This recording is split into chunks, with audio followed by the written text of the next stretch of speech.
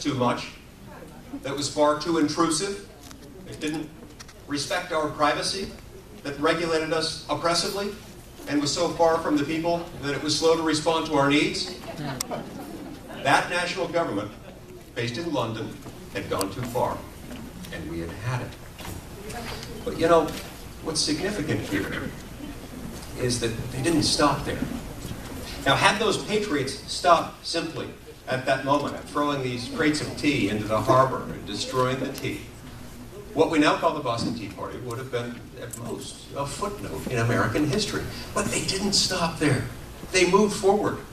From there, they went on to declare and later fight for and ultimately win our independence. And 14 years later, they got from Boston all the way to Philadelphia, where in 1787, they went from merely protesting against the kind of government they did not want to embracing the kind of government they did want in this now 227-year-old document.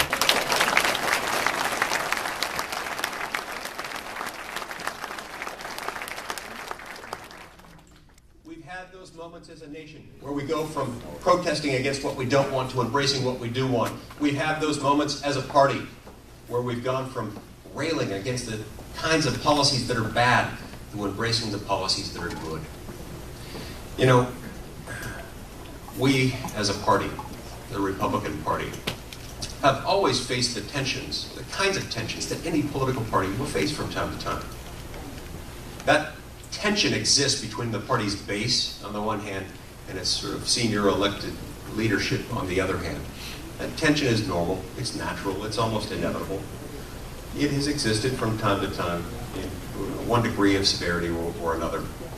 The party found itself in great disarray in 1976, following the 1976 election cycle.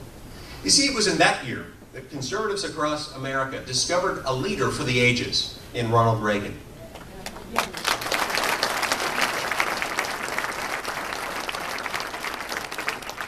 They ran that leader for the ages against a more establishment, less conservative, incumbent Republican president. They ran that leader for the ages, and they lost. They lost the primary election, and ultimately Republicans lost the general election. Conservatives that year were blamed, not just for losing the White House, but also for losing House and Senate elections across the country. And at that moment, there was a lot of discouragement within the party, discouragement that matched the tension that I just described.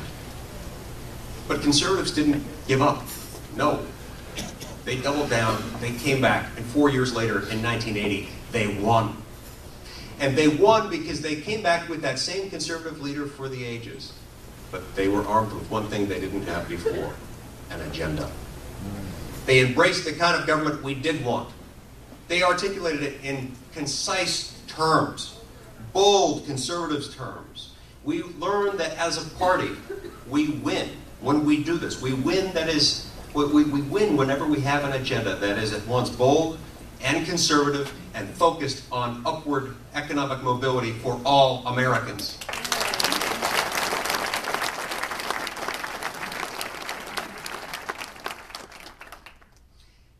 But see, sometimes we lose sight of this. Sometimes in our own party, we're told to sit back and just sort of let things take care of themselves. There are those who are saying that in 2014, all we need to do to win elections is, well, nothing.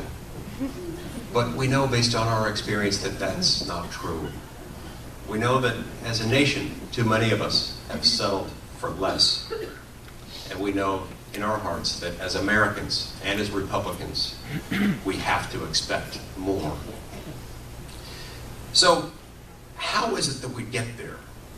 How is it that we do what we need to do? How is it we get to this point where we need to get, where Congress has an approval rating at 9%? Not 90, not 19, 9%. By the way, that makes us slightly less popular than Fidel and Raul Castro in America. It makes us only slightly more popular than the influenza virus, and the virus is gaining on us.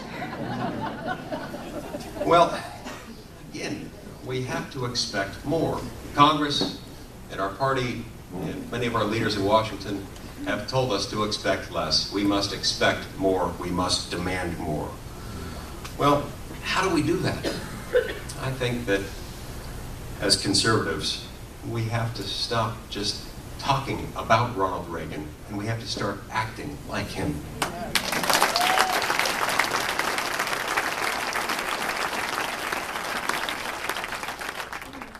We have to come together, and we have to rally around an agenda.